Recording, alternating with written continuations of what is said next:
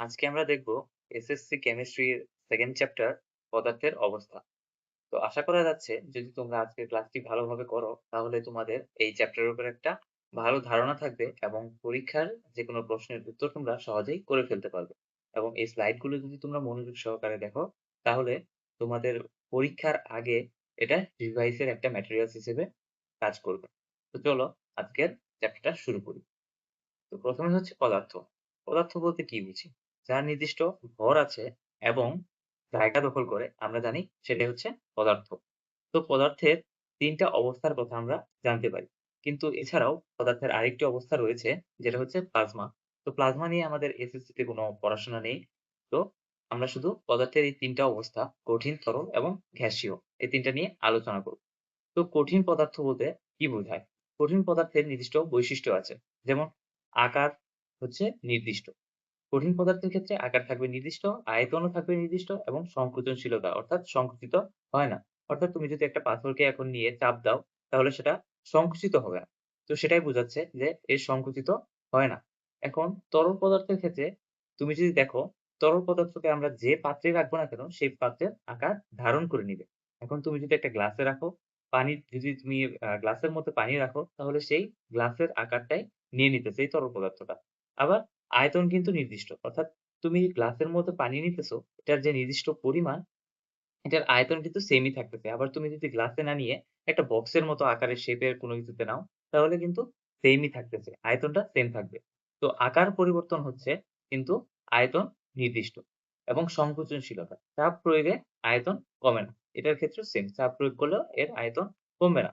এখন হচ্ছে গ্যাসীয় পদার্থ। গ্যাসীয় পদার্থের মধ্যে কি? আকার হচ্ছে নির্দিষ্ট কোনো আকার নেই। অর্থাৎ তুমি যদি কোনো আ এটা পাত্রের মধ্যে রাখো, এটা পাত্রের মধ্যেও সীমাবদ্ধ নয়। অর্থাৎ তুমি ছোট পাত্রেও রাখতে পারবে, বড় পাত্রেও রাখতে পারবে এবং আয়তন নির্দিষ্ট কোনো আয়তন নেই। Same reason. কারণ হচ্ছে তুমি যেকোনো সময় এটাকে যেকোনো জায়গায় রাখতে পারতেছো। আর এটা রাখার কারণ হচ্ছে তোমার সংকোচনশীলতা। অর্থাৎ অত্যন্ত সংকোচনশীল। অর্থাৎ তুমি যদি এটাকে চাপ দিয়ে একটা কন্টেইনারের ভিতরে রাখো, ছোট কন্টেইনারে রাখো, সেখানে থাকবে কিন্তু সেখানে অণুগুলো থাকবে কাছাকাছি। আবার এটাকে যদি তুমি চাও তাহলে সেটাকে বড় একটা পাত্রেও রাখতে পারো। কিন্তু সেখানে অণুগুলো একটু ফাঁকা, ফাঁকা থাকবে কিন্তু তুমি রাখতে পারবে। অর্থাৎ গ্যাসীয় পদার্থের আকার, আয়তন এবং আকার, আয়তন নির্দিষ্ট নেই এবং অত্যন্ত সংকোচনশীল। এটা হচ্ছে মনে রাখতে হবে। তো এই ছকটা যদি তোমরা খেয়াল রাখো তাহলে তোমাদের পড়াটা আরো সহজ হয়ে যাবে। তো চলো পরের বিষয়টা হচ্ছে কণার গতিতত্ত্ব। অর্থাৎ আমরা জানি যেকোনো বস্তু আ ক্ষুদ্র, ক্ষুদ্র কণার সমন্বয়ে গঠিত হয়। অর্থাৎ এক্ষেত্রে আ যে কঠিন পদার্থ থাক অথবা গ্যাসীয় পদার্থ অথবা তরল পদার্থ থাক এগুলা প্রত্যেকটাই হচ্ছে এক মানে ক্ষুদ্র, ক্ষুদ্র কণার সমষ্টি। এখন এগুলোর ক্ষেত্রে আন্তঃকণা দূরত্ব থাকে এবং আন্তঃ আকর্ষণ বল থাকে। এই কঠিন পদার্থগুলা যে হয়, এই কঠিন পদার্থের ক্ষেত্রে এগুলা কিন্তু আ আন্তঃ আকর্ষণ যে বল সেটা বেশি থাকে। অর্থাৎ দেখো এই যে আন্তঃ আকর্ষণ বল বা ইন্টারমলিকুলার ফোর্স এখানে আ তোমার F দিয়ে বোঝাচ্ছে ফোর্স। অর্থাৎ আন্তঃ আকর্ষণ বলটা বোঝাচ্ছে আকর্ষণ বল। এটাকে বলা হচ্ছে ফোর্স। তো কঠিন পদার্থের ক্ষেত্রে এটা হচ্ছে বেশি। আর তরল পদার্থের ক্ষেত্রে এই আকর্ষণ বলটা হচ্ছে কম এবং গ্যাসীয় পদার্থের ক্ষেত্রে আন্তঃ আকর্ষণ বল আরো কম। যার কারণে গ্যাসীয় পদার্থগুলো গ্যাসীয় অবস্থায় থাকে আরকি। আর হচ্ছে আন্তঃকণার দূরত্ব। এক্ষেত্রে ডিসট্যান্সটাকে ডিসট্যান্স এর ক্ষেত্রে তোমার আ গ্যাসীয়র ক্ষেত্রে ডিসট্যান্সটা বেশি যেহেতু তোমার আ কণাগুলো দূরে, দূরে বেশি অবস্থান করে সেক্ষেত্রে ডিসট্যান্সটা বেশি হয়। আর তরলের ক্ষেত্রে গ্যাসীয়র চেয়ে কম হয়। কারণ তরলের ক্ষেত্রে নির্দিষ্ট আকার আমরা পাই এবং কণাগুলোকে আমরা দেখতে পাই একটা আকারে। যে নির্দিষ্ট আয়তন যে দখল করে এটার কারণে আমরা দেখতে পাই। এখানে তরল পদার্থ। আর এটার থেকে কম হচ্ছে কঠিন পদার্থ। এটা সলিড অবস্থায় থাকে। তোমরা বুঝতেই পারতেছো যে এটা হচ্ছে একবারে লেগে থাকে যার কারণে আমরা আ কঠিন পদার্থের হচ্ছে তোমার ডিসট্যান্সটা বা আন্তঃকণা দূরত্বটা কম থাকে। আর আন্তঃকণা আকর্ষণটা বেশি থাকে হচ্ছে কঠিন পদার্থের ক্ষেত্রে। অর্থাৎ আকর্ষণ বেশি আর তোমার হচ্ছে ডিসট্যান্স কম। এই কঠিন পদার্থের।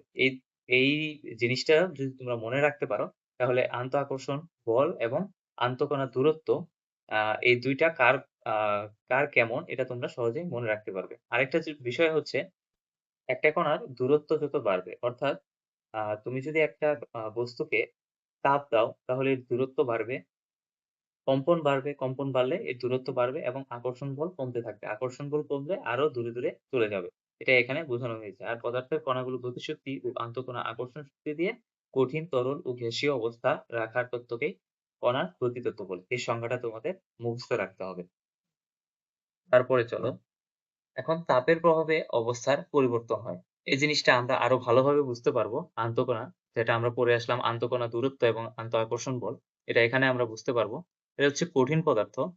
এখন যদি আমরা কোনো কঠিন পদার্থকে তাপ দেই, তাহলে তাপ দিলে এখান থেকে গতিশক্তি বৃদ্ধি পাবে। গতিশক্তি বৃদ্ধি পেলে কি ঘটবে? কণাগুলো একটা আরেকটার থেকে দূরে সরে যেতে চাইবে। তাহলে আকর্ষণ বলটা অবশ্যই হ্রাস পাচ্ছে। যেহেতু দূরে সরে যাবে তাহলে আকর্ষণ বল হ্রাস পাচ্ছে আর গতিশক্তি বৃদ্ধি পাচ্ছে। এটা ছুটে চলে যেতে চাচ্ছে। আর এখানে তাপ প্রয়োগ করা হলে এই কঠিন বস্তুটা যদি এখন তরলে পরিণত হবে, তরলে পরিণত হওয়ার পর এখানে কি ঘটে? যদি এই তরলটাকে আমরা আবার হিট দেই, তাহলে কণাগুলো মুক্তভাবে ছুটতে থাকে। অর্থাৎ তো এই কঠিন পদার্থকে আমরা তাপ দিয়েছি, এখান থেকেই কণাগুলো ছুটতে চেয়েছে।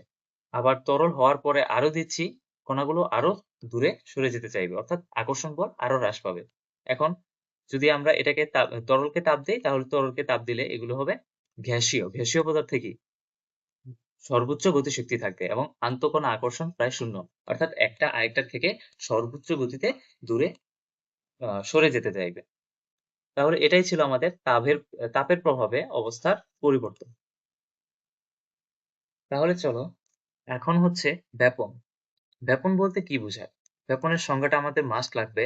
সেটা হচ্ছে কোনো মাধ্যমে কঠিন, তরল বা বায়বীয় পদার্থের স্বতঃস্ফূর্ত ও সমানভাবে ছড়িয়ে পড়ার প্রক্রিয়াকে আমরা বলতেছি ব্যাপন। অর্থাৎ ব্যাপন হচ্ছে একটা স্বতঃস্ফূর্ত প্রক্রিয়া। এটা অটোমেটিক্যালি তোমার ছড়িয়ে যাবে এবং সমানভাবে ছড়াবে চারদিকে। তো এটার উদাহরণ আমরা কি বলতে পারি? যদি আমরা সুগন্ধি ব্যবহার করি, তাহলে সুগন্ধি যদি তোমরা ঘরের এক কিনারে রেখে দাও, তাহলে দেখবে কিছুক্ষণ পর সেই সুগন্ধিটা পুরো রুমের ভিতরে ছড়িয়ে গিয়েছে। তাহলে এটার ক্ষেত্রে কি ঘটেছে? এখানে ব্যাপন ঘটেছে। এখন এখানে যেটা দেখানো হয়েছে সেটা হচ্ছে ঠান্ডা পানিতে। ঠান্ডা পানিতে ব্যাপন কিন্তু ধীরে হয় বা ধীর গতিতে হয়। আবার তুমি যদি গরম পানির ভিতরে জিনিসটা করো, তাহলে গরম পানিতে মানে তাপের প্রভাব আছে, যেটা হচ্ছে তাপ প্রয়োগ করলে কঠিন পদার্থের ব্যাপন হার বৃদ্ধি পায়। অর্থাৎ তুমি যদি তাপ দাও তাহলে ব্যাপনটা আরো দ্রুত ঘটবে। কিন্তু ঠান্ডা জিনিসে করলে ব্যাপনের প্রক্রিয়াটা একটু ধীর হবে, কিন্তু এখানেও ব্যাপন ঘটবে। তাহলে আশা করি ব্যাপন প্রক্রিয়াটা তোমরা বুঝতে পেরেছো। অর্থাৎ তোমরা যদি সংক্ষিপ্তভাবে মনে রাখতে চাও যে স্বতঃস্ফূর্তভাবে ছড়িয়ে পড়া, স্বতঃস্ফূর্ত এবং সমানভাবে ছড়িয়ে পড়া, এটাই হচ্ছে তোমার ব্যাপন। কারণ আরেকটা টার্ম হচ্ছে নিঃসরণ। ব্যাপন এবং নিঃসরণ দুটো একই মনে হলেও কিছুটা ভিন্নতা রয়েছে। নিঃসরণের ক্ষেত্রে কি ঘটে? এটা হচ্ছে চাপ দিয়ে একটা জিনিসের মধ্যে তোমার একটা কন্টেনারের ভিতরে রাখা হয়। আমরা সবাই তো গ্যাস সিলিন্ডার, আমাদের বাসায় গ্যাস সিলিন্ডার সবারই আছে মোটামুটি। তো আমরা যদি নিঃসরণের উদাহরণ বলতে চাই, তাহলে এর পারফেক্ট একটা এক্সাম্পল হলো এই গ্যাস সিলিন্ডার। এই গ্যাস সিলিন্ডার থেকে তুমি যদি গ্যাসটা ছেড়ে দাও, তাহলে দেখবে যে গ্যাসের অণুগুলো কন্টিনিউয়াসলি সেখান থেকে বেরিয়ে যাচ্ছে। অর্থাৎ একটা চাপের প্রয়োগে সেখান থেকে বেরিয়ে যাচ্ছে। এখন এটা সংজ্ঞা আমরা কিভাবে বলতে পারি? সরু ছিদ্রপথে উচ্চ চাপের স্থান থেকে নিম্ন চাপের স্থানে সজোরে গ্যাস বেরিয়ে আসার প্রক্রিয়াকে নিঃসরণ বলে। অর্থাৎ আমাদের এই কন্টেনারের ভিতরে উচ্চ চাপে এটাকে এই কন্টেনারের ভিতরে রাখা হয়েছে এবং এখান থেকে যদি আমরা ছেড়ে দেই, তাহলে উচ্চ চাপ থেকে নিম্ন চাপ, আমাদের পরিবেশ যেহেতু চাপটা এখানে তুলনায় কন্টেনারের ভিতরের তুলনায় বাইরের পরিবেশে আমাদের চাপটা নিম্ন, তো সেখান থেকে বেরিয়ে যাচ্ছে। তো এই গ্যাসটা যে বেরিয়ে যাচ্ছে, এই বেরোনোর প্রক্রিয়াটাকে আমরা বলতেছি নিঃসরণ। এই যে এখান থেকে দেখতে পাচ্ছ যে এটা হচ্ছে তোমার উচ্চ চাপের জায়গা, এটা হচ্ছে নিম্নচাপ। এখান থেকে আমরা দিচ্ছি, এখানে নিম্নচাপে সজোরে বেরিয়ে যাচ্ছে। তো এটাকে আমরা বলতেছি নিঃসরণ। এখন নিঃসরণ তোমরা এটাকেও বলতে পারো যে আমরা যে অ্যারোসল বডি স্প্রে করি বা অ্যারোসল বা বডি স্প্রে যে আমরা ইউজ করি, সেখানেও কিন্তু ঠিক সেম ঘটনাটাই ঘটে। এখন এটার আরেকটা ক্রাইটেরিয়া হচ্ছে উচ্চ চাপ থেকে নিম্ন চাপের দিকে যেতে হবে। তো এটাই হচ্ছে আমাদের ব্যাপন আর নিঃসরণ। এখন এই ছকটা যদি তোমরা ভালোভাবে দেখো, তাহলে ব্যাপন এবং নিঃসরণের মধ্যে তোমরা একটা পার্থক্য নিজেরাই সাজিয়ে ফেলতে পারবে। তো এখানে ব্যাপনের মধ্যে এবং নিঃসরণের মধ্যে কি প্রভাব হতে পারে? তো দেখো, চাপের প্রভাব থাকে। চাপের প্রভাব ব্যাপনের মধ্যে কোনো চাপের প্রভাব নেই, কিন্তু নিঃসরণে চাপের প্রভাব থাকে। কারণ এর কারণ হিসেবে আমরা কি জেনেছি? উচ্চ চাপ থেকে নিম্ন চাপে ঘটে, এজন্যই নিঃসরণটা ঘটতে পারে। আর ব্যাপনের ক্ষেত্রে এটা স্বতঃস্ফূর্তভাবে ঘটে, এটার জন্য কোনো চাপের প্রভাব নেই। আর প্রক্রিয়া হচ্ছে স্বতঃস্ফূর্ত এবং ধীর প্রক্রিয়া। এটা হচ্ছে নিঃসরণের চেয়ে ধীর প্রক্রিয়া, কিন্তু নিঃসরণ হচ্ছে দ্রুত এবং সজোরে ঘটে। আরেকটা হচ্ছে মাধ্যম। কঠিন, তরল বা বায়বীয় মাধ্যমে ঘটে। ব্যাপনটা যেকোনো মাধ্যমেই ঘটতে পারে। কিন্তু নিঃসরণ তুমি কঠিন পদার্থের ক্ষেত্রে পাবে না এবং তরল পদার্থের ক্ষেত্রে পাবে না। কারণ তরল পদার্থে তুমি চাপ দিয়ে এটাকে আমরা আগেই জেনেছি যে তরল পদার্থে চাপের প্রভাব নেই। তো শুধুমাত্র গ্যাসীয় পদার্থের ক্ষেত্রেই শুধু নিঃসরণটা ঘটানো সম্ভব। তো অনুক্রম। তো এটা হচ্ছে নিঃসরণের পরে ঘটে। এখন একটা তোমার নিঃসরণ ঘটলো, একটা গ্যাস সিলিন্ডার থেকে গ্যাস বের হলো, তারপরে কি ঘটবে? সেটা তো পরিবেশের মধ্যে ছড়িয়ে যাবে। তো সেখানে ছড়িয়ে যাওয়ার জন্য ব্যাপন ব্যাপন প্রক্রিয়াটা ঘটবে। কিন্তু সেটা কখন ঘটবে? নিঃসরণের পরে ঘটবে। কিন্তু নিঃসরণ ব্যাপনের পূর্বে ঘটে। অর্থাৎ যখন তোমার গ্যাস সিলিন্ডার থেকে বের হয়ে যায়, তখন সেটা হচ্ছে নিঃসরণ এবং তার পরবর্তী ঘটনাটাই হচ্ছে ব্যাপন। তো আমরা ব্যাপন এবং নিঃসরণ এই ২ টা টার্ম এখন ভালোভাবে জানতে পারলাম। এই স্লাইডটা আমাদের এক্সামের জন্য খুবই গুরুত্বপূর্ণ। কারণ এখানে যদি আমরা একটা টেস্ট টিউবের একপাশে যদি আমরা হাইড্রোক্লোরিক অ্যাসিড একটা তুলার মধ্যে নেই এবং আরেক পাশে টেস্ট টিউবের অপর পাশে যদি আমরা অ্যামোনিয়াম হাইড্রোক্সাইড একটা তুলার মধ্যে দিয়ে তারপরে দুটা তোমার টেস্ট টিউবের ২ পাশ যদি আমরা মুখ বন্ধ করে দেই, তাহলে দেখা যাবে যে এই দুটো বিক্রিয়া করে মাঝখানে একটি সাদা ধোঁয়ার সৃষ্টি হয়েছে। এবং শুধু সাদা ধোঁয়ার সৃষ্টি হয়েছে তাই নয়, এটা আ কিছুটা হাইড্রোক্লোরিক অ্যাসিডের দিকে অবস্থান করছে। তো এটার ব্যাখ্যাটা কি? এটা প্রায়ই পরীক্ষায় জানতে চাওয়া হয়। তো এক্ষেত্রে আমরা যে ধোঁয়াটা দেখতে পাচ্ছি সেটা হচ্ছে অ্যামোনিয়াম ক্লোরাইডের সাদা ধোঁয়া। অর্থাৎ হাইড্রোক্লোরিক অ্যাসিড এবং অ্যামোনিয়া এই দুটো বিক্রিয়া করে অ্যামোনিয়াম ক্লোরাইড সাদা ধোঁয়া উৎপন্ন করে। অর্থাৎ আ এখানে আমরা যে সাদা ধোঁয়াটা দেখতে পাচ্ছি সেটা হচ্ছে হাইড্রোক্লোরিক অ্যাসিড এবং অ্যামোনিয়া বিক্রিয়ার মাধ্যমে প্রাপ্ত আমাদের এই বিক্রিয়া। এখন প্রশ্নটা হচ্ছে সাদা ধোঁয়া কেন এই বাম পাশে উৎপন্ন হচ্ছে? এখন তোমরা জানো যে নাইট্রোজেন অর্থাৎ অ্যামোনিয়া নাইট্রোজেনের আণবিক ভর হচ্ছে 14 এবং হাইড্রোজেনের 1 এবং যেহেতু ৩ টা হাইড্রোজেন আছে তো এখানে ৩ প্লাস 14 অর্থাৎ আমাদের ভর হচ্ছে 17। আবার এই পাশে যদি দেখি হাইড্রোক্লোরিক অ্যাসিডের মাস কত? অর্থাৎ আণবিক ভর। হাইড্রোজেনের হচ্ছে ১ এবং ক্লোরিনের আণবিক ভর হচ্ছে ৩৫.৫ অর্থাৎ হাইড্রোজেন ক্লোরাইডের আমাদের আণবিক ভর দাঁড়াচ্ছে ৩৬.৫। এখন এই ব্যাপনের ক্ষেত্রে একটি গোল্ডেন রুল যাকে বলে সেটা হচ্ছে যার আণবিক ভর কম তার ব্যাপন হার বেশি। অর্থাৎ আণবিক ভর কার কম? আমরা দেখতেছি এই পাশে অ্যামোনিয়া এর আণবিক ভরটা কম অর্থাৎ ১৭ এবং হাইড্রোক্লোরিক অ্যাসিডের আণবিক ভর ৩৬.৫ যা ১৭ থেকে বেশি। তাহলে যেহেতু আণবিক ভর যার কম হবে ব্যাপন হার তার বেশি হবে অর্থাৎ সে বেশি এদিকে ধাক্কা দিবে না। তাহলে ঠিক সেটাই ঘটেছে। যেহেতু অ্যামোনিয়া এর আণবিক ভর কম সেহেতু এটা বেশি জায়গা দখল করেছে এবং এই সাদা ধোঁয়াকে ধাক্কা দিয়ে এদিকে পাঠিয়ে দিয়েছে এবং যেহেতু ব্যাপন হার হাইড্রোক্লোরিক অ্যাসিডের কম সেহেতু আমরা সাদা ধোঁয়াটাকে হাইড্রোক্লোরিকের কাছাকাছি পাচ্ছি। তো এই প্রশ্নটা প্রায়ই আমাদের সৃজনশীল প্রশ্নে এসে থাকে। তো আমরা এটা ভালোভাবে ক্লিয়ার করে নিলাম। এখন আরেকটা জিনিস দেখো, এটা বিশ্লেষণের মধ্যে বলে দেওয়া হয়েছে। সুন্দরভাবে এটা ব্যাখ্যা করে দেওয়া হয়েছে। আ অ্যামোনিয়াম ১৭ হালকা হওয়ায় দ্রুত ছুটে যায়। তাই সাদা ধোঁয়া HCl 36.5 এর কাছাকাছি উৎপন্ন হয়। তো এটাই হচ্ছে আমাদের সৃজনশীলের মেইন থিম। এই জিনিসটাকেই তোমাদের ভালোভাবে উপস্থাপন করে লিখতে হবে সৃজনশীলে। আশা করি তোমরা জিনিসটা বুঝতে পেরেছ। তাহলে চলো পরবর্তী স্লাইডে। এখন দেখো, এটা হচ্ছে মোমবাতির প্রজ্বলন। তো আমরা যে পড়লাম কঠিন, তরল এবং বায়বীয় পদার্থ বা গ্যাসীয় পদার্থ। তো এই ৩ টা স্টেজ একসাথে আমরা কোথায় দেখতে পাই? সেটা হচ্ছে ওয়্যাক্স বা মোম। অর্থাৎ মোম হলো তোমার হাইড্রোজেন এবং কার্বনের মিশ্রণ অর্থাৎ যাকে আমরা বলি হাইড্রোকার্বনের মিশ্রণ। তো হাইড্রোজেন এবং কার্বনের মিশ্রণে হচ্ছে মোম তৈরি হয়। এখন এই মোমের মধ্যে আমরা ৩ টা অবস্থায় আমরা একসাথে দেখতে পাবো। তো কিভাবে? এখন আমরা যদি মোমবাতি জ্বালাই তো দেখতে পাবো যে মোমবাতি জ্বালানোর পর এখান দিয়ে একটা তরল পদার্থ পড়তেছে। তাহলে এটা কি? যেটা গলে যাওয়া অংশ সেটাকে আমরা কি বলতেছি? যে তরল পদার্থ। আর কঠিন মোম তো আগেই ছিল। আর উপর দিয়ে আমাদের যে মোমটা ক্ষয় হচ্ছে, এই ক্ষয় হওয়ার পরে উপর দিয়ে বাষ্পের মাধ্যমে চলে যাচ্ছে, সেটাকে আমরা বলতেছি গ্যাসীয় পদার্থ। অর্থাৎ মোম হচ্ছে এমন একটা জিনিস যেটাকে তোমরা ৩ টা আ উদাহরণ হিসেবেই তোমরা আ একসাথে দেখাতে পারবে।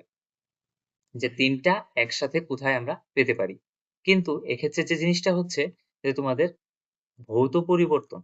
এই মোমের মধ্যে কিন্তু ভৌত পরিবর্তন ঘটে কঠিন থেকে যখন তরলে যায়, এটা কিন্তু ভৌত পরিবর্তন হয়। ভৌত পরিবর্তন বলতে আমরা কি বুঝি?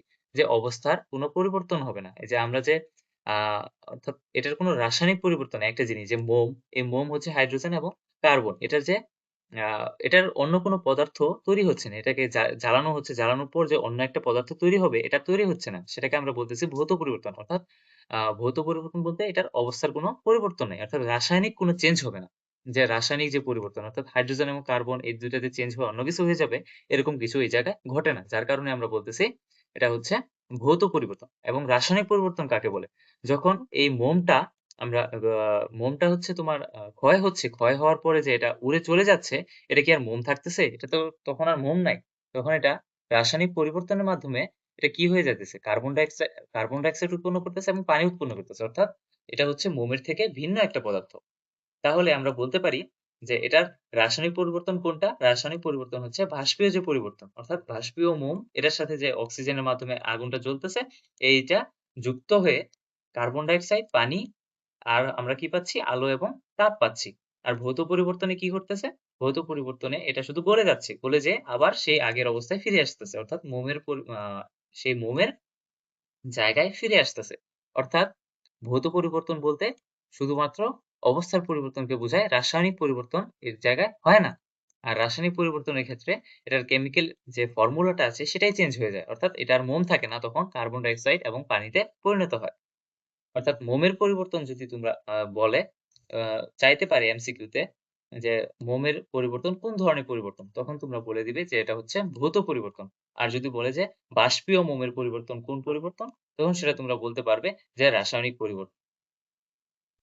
তো আশা করি এই পুরো বিষয়টা তোমরা আত্মস্থ করতে পেরেছো। তো চলো নেক্সট স্লাইডে। তো এখন আমরা জানবো গলন এবং স্ফুটন সম্পর্কে। তো গলন কাকে বলে?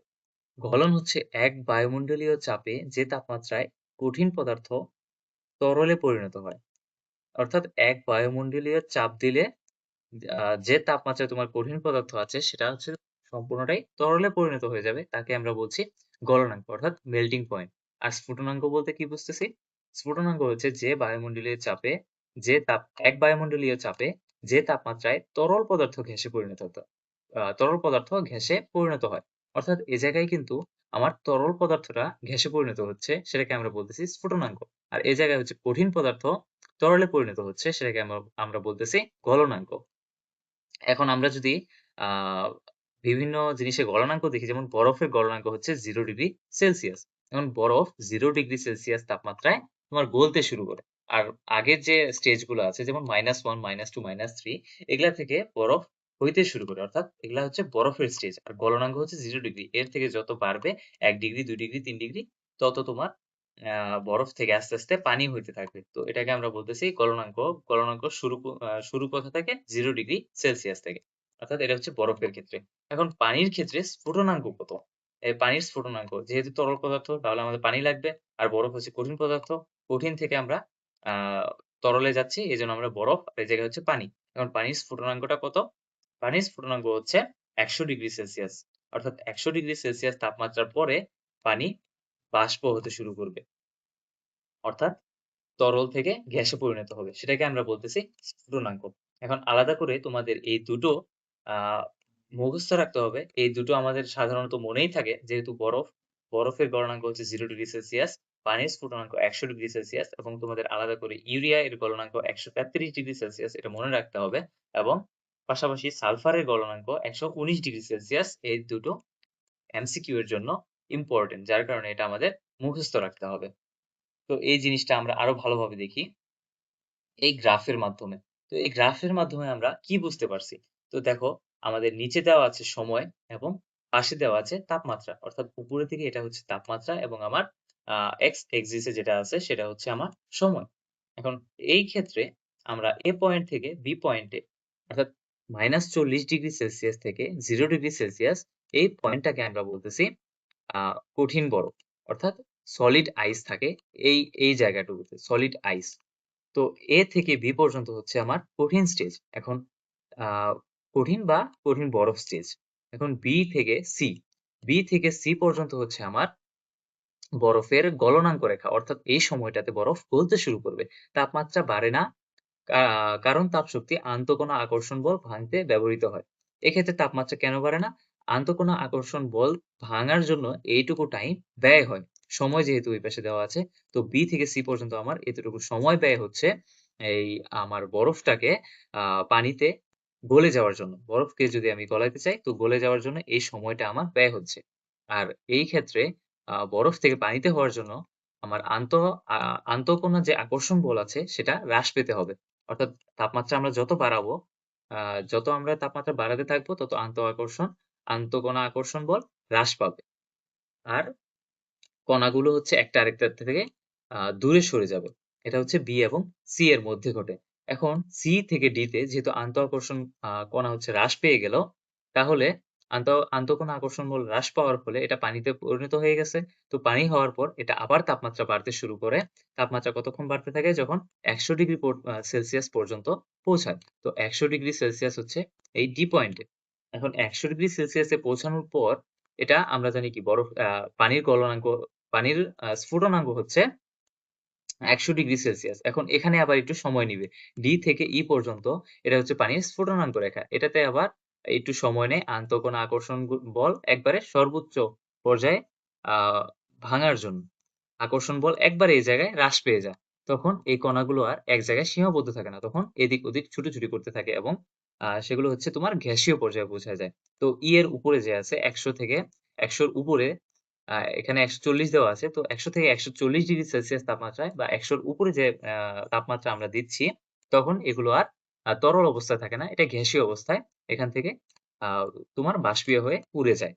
তো এই গ্রাফটা হচ্ছে তোমরা দেখলে সহজেই বুঝতে পারবে যে বরফের তাপ প্রদান কিভাবে হয়। অর্থাৎ A থেকে B তে গেল, এটা হচ্ছে আমার সলিড স্টেজ। এখন B থেকে C তে হচ্ছে আমার ভাঙার জন্য। এই বরফটাকে পানিতে ভাঙার জন্য যে সময়টা ব্যয় হচ্ছে এটা।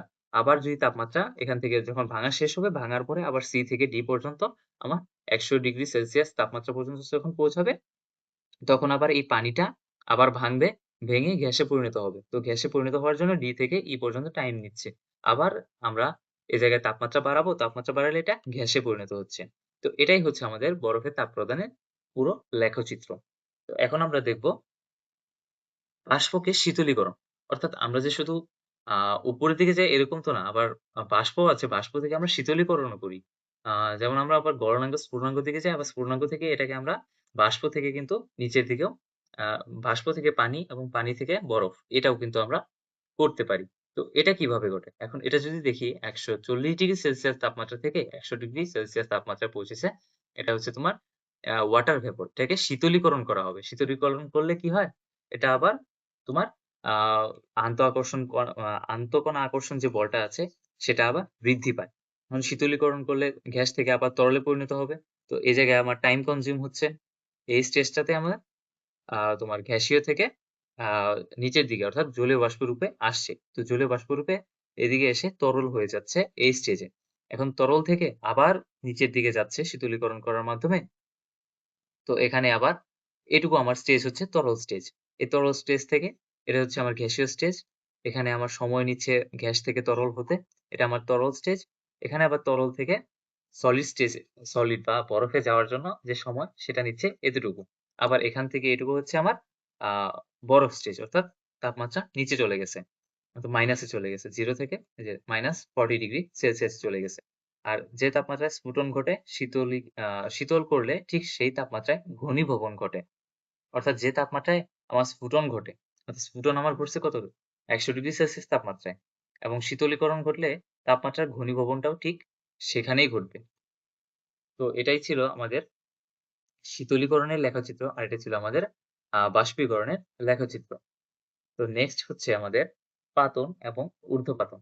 এই জিনিসটা খুবই সহজ।